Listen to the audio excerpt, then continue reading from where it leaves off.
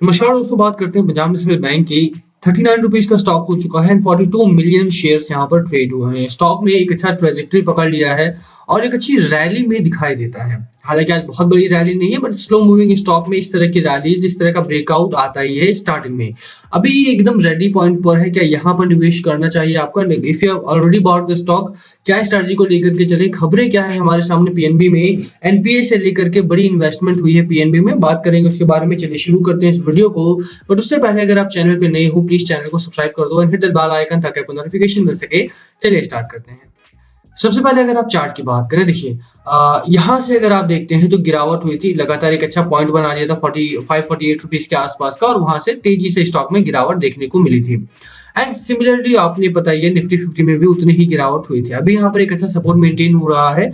And अगर आप कल के टारगेट्स की बात करें, हम उसकी भी चर्चा यहाँ पर करेंगे। बट लेट्स फेस इट, अभी अगर आप देखोगे तो स्टॉक बहुत स्ट्रांग नहीं है, बहुत बड़ी रैली नहीं है। हालांकि शुरुआत यहाँ पर हो चुकी है। सपोर्ट की जहां तक बात रही, here it is your support 35-36 rupees के आसपास का एक स्ट्रॉन्ग पॉइंट है, स्ट्रॉन्ग सपोर्ट है आपके लिए। एंड पहला रेजिस्टेंस जो है स्टॉक का, दैट इज अराउंड ₹41 का आपका पहला रेजिस्टेंस है। तो आप एक पहले के टारगेट की तरह भी लेकर के चल सकते हो। अगर कल की बात की जाए तो कल आपका स्टॉक जो है 44 डे मूविंग एवरेज यानी ₹39.45 के आसपास का रेजिस्टेंस फेस करने वाला है।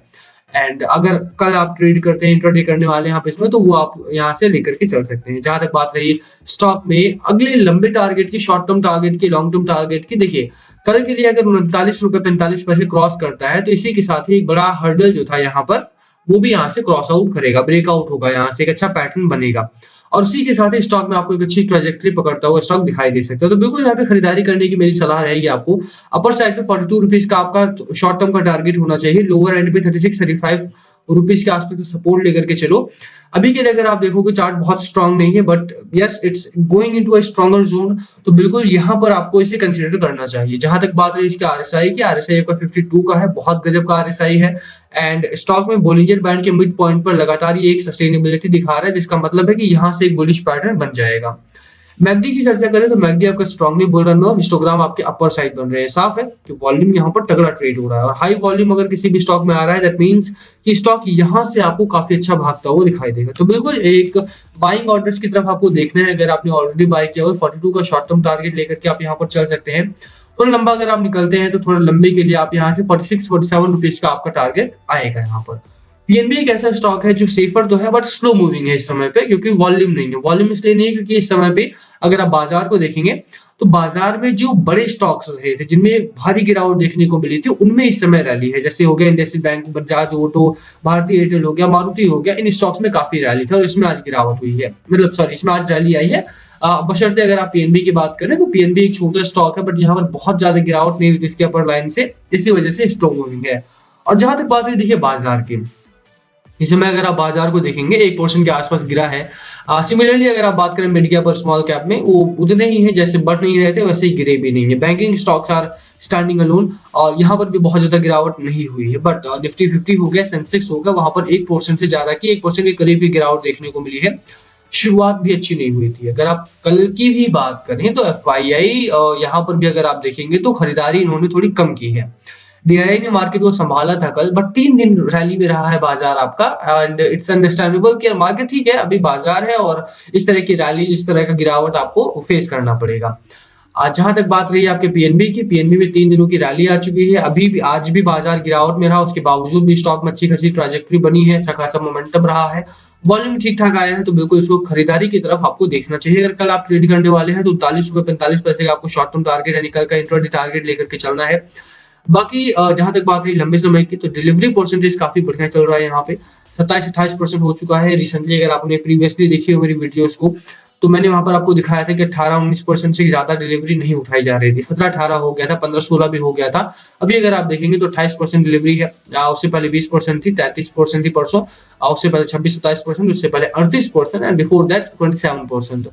तो डिलीवरी वाइज भी अगर आप इस स्टॉक को देखते हैं तो डिलीवरी वाइज भी काफी परसेंटेज अच्छा है यहाँ पे, एंड बिल्कुल खरीदारी की तरफ का एकदम डिलीवरी पैटर्न है आपका। लंबे समय के लिए अगर आप खरीदारी करना चाहते हैं तो इस स्टॉक को एक बार कंसीडर किया जा सकता है, अगर डिलीवरी अच्छी होती है, यानी कि लॉन्ग टर्म के लिए माल उठाया जा रहा है। दैट मींस कि यहाँ पर अब चांसेस हैं कि मार्केट में पीएनबी जैसे स्टॉक्स में 5% 10% का तेजी देखने को मिल सकता है। थोड़े से फंडामेंटल्स की बात करते हैं। देखिए अभी अगर आप देखेंगे पीएनबी में तो 0.5% के आसपास की रैली है ऑलमोस्ट। अब वॉल्यूम अच्छा आया है, बाजार बंद नहीं हुआ तो इतना वॉल्यूम अंडरस्टैंडेबल है। नॉर्मली अगर आप देखेंगे तो 46 रुपीज का एवरेज ब्रोकर टारगेट है। तो अगर आप इसकी स्थिति देखते हैं तो काफी बेहतर स्थिति में पीएनबी। एंड जहां तक बैलेंस शीट की बात रही, अगर आप देखेंगे फाइनेंशियल स्टेटमेंट तो Q3 के नंबर्स आने वाले हैं, ऑब्वियस सी बात है वो आपको डिपेंडेबल लगेंगे। एंड अभी अगर आप देखिए मोतीलाल ओसवाल ने अपना प्रेडिक्शन भी निकाला है, एक्सपेक्टेशंस क्या है, तो 111% के आसपास का यहाँ per year on year growth इस क्वार्टर में देखने को मिल सकती है। अगर आपने नहीं पढ़ा है वो रिपोर्ट तुम्हारी कंट्रोल पर अवेलेबल है, please go ahead and watch that report also. 111% का यहाँ पर अगर आप Q3 की बात करें तो ईयर ऑन ईयर जंप यहाँ पर देखने को मिलने वाला है। तो वो काफी अच्छा रहने वाला है और इससे एक्सपेक्टेशंस है अगर मार्केट आज ऊपर जाता तो पीएनबी में आपको अच्छी खासी ग्रोथ देखने को मिलती। बहरहाल Q3 नंबर्स बहुत ज्यादा लेट नहीं आएंगे इस बार, मे बी 15 जनवरी या 20-22 जनवरी तक इनको आ जाएंगे। तो उसी के साथ ही आप देखेंगे कि पीएनबी एक अच्छी रैली में दोबारा से शुरुआत करेगा। जहां तक बात रही एफआईए शेयर होल्डिंग की, देखिए अगर आपने खरीदारी कर रखी है इस स्टॉक में तो बिल्कुल 2.2% के आसपास की एफआईए होल्डिंग है। स्लो मूविंग स्टॉक है तो एफआईए बहुत ज्यादा इसमें होल्डिंग नहीं रख रहे हैं। वहीं पर अगर आप म्यूचुअल फंड्स की बात करें, mutual funds are buying into it. 2.45% के आसपास की शेयर होल्डिंग हो गई है, काफी बढ़िया है। मुझे उम्मीद यही है कि आने वाले दिनों में भी पीएनबी में खरीदारी बढ़ेगी। जिस तरह का मेच्योरिटी ये बैंक है, मेच्योर बैंक है, एक इनके पास एक्सपीरियंस है, ब्रांचेस है, कस्टमर बेस है, तो यहाँ पर बिल्कुल आपको खरीदारी करके चलना है। अब 2-3 चीजों का ध्यान रखना है। देखिए बाजार में आज गिरावट हुई है, जो कि मैंने आपको कल भी बोला था कि बाजार जब इस तरह से स्ट्रेट लाइन में जर्नी कर रहा है, स्ट्रेट लाइन में ऊपर जा रहा है, तीसरा हफ्ता है लगातार एक अच्छी ग्रोथ में दिखाई दिया है। एंड अगर आप वहीं पर डेली चार्ट पैटर्न की बात करें, let me show you that also. यहाँ पर अगर आप देखते हैं डेली चार्ट पैटर्न, शुरुआत अच्छी हुई, बहुत लंबी गिरावट के बाद मार्केट में जब एक स्ट्रेट लाइन की जर्नी स्टार्ट होती है, that's a sign of weakness कि मार्केट में बहुत ज्यादा गर्मी है और इसका मतलब है कि आपको थोड़ा सा कॉशियस रहना है उस समय पे।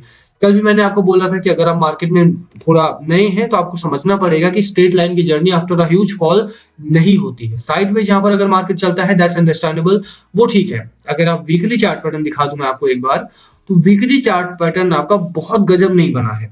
ठीक है, अभी आप देखेंगे 3 हफ्ते की रैली है, 2 हफ्ते की रैली के बाद 2 हफ्ते की गिरावट से 2 हफ्ते की रैली गिरावट, इस तरह की स्ट्रेट लाइन थी। जब स्टॉक मार्केट पूरा का पूरा बुलिश था, वो बढ़िया था, वो समझा जा सकता था कि ठीक है अभी हो रहा है यहाँ पे।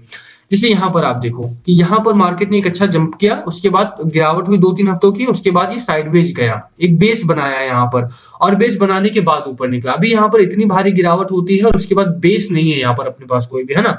तो अगर मार्केट फ्री फॉल में आता है तो वो प्रॉब्लम क्रिएट कर सकता है। हालांकि अभी गिरावट की उम्मीद नहीं है मुझे बहुत ज्यादा यहाँ पे, बट स्टिल अगर इस तरह की 1% 2% की वोलेटिलिटी रहती है और अगर आप किसी ओवर वैल्यूड स्टॉक में एंटर्ड हो जाते हो तो प्रॉब्लम हो सकती है। इसीलिए थोड़ा कॉशियस रहना है। मार्केट को लेकर घबराना नहीं है। 17,000 का एक स्ट्रॉन्ग सपोर्ट है आपके लिए, 18,150 का हर्डल है, मैंने आपको कल भी बोला था। एंड उसके बाद आप देखेंगे कि बाजार में थोड़ा सा एक फ्री फ्लो में मार्केट आपका जाएगा। खरीदारी करने की सलाह मेरी रहेगी। 46 का टारगेट है, 42 का शॉर्ट टर्म टारगेट, 46 का थोड़ा सा मिड टर्म टारगेट, बाकी last call always be yours. क्या है आपकी स्ट्रेटजी स्टॉक को लेकर के, प्लीज कमेंट करके शेयर करना। वीडियो को यहीं खत्म करते हैं। पसंद आए तो लाइक करना, चैनल पे नए हो सब्सक्राइब किए बिना मत जाना। Thank you for watching and please comment below अगर कुछ पूछना